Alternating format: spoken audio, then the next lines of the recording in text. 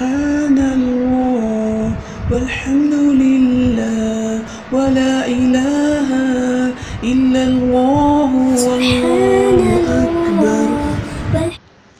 السلام علیکم ورحمۃ اللہ وبرکاتہ۔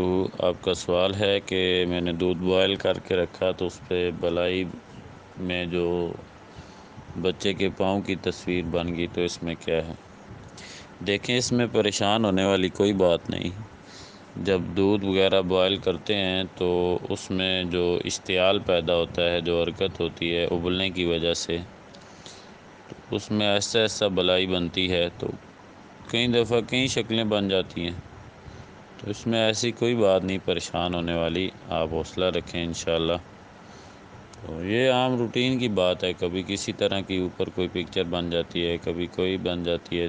بندہ غور سے دیکھے تو وہ محسوس ہوتا ہے یہ فلاں چیز کی پکچر ہے، یہ فلاں کی ہے۔ اگر وہ بن بھی گئی ہے تو انشاءاللہ اس میں حرج والی کوئی بات نہیں، پریشانی والی ایسی کوئی بات نہیں۔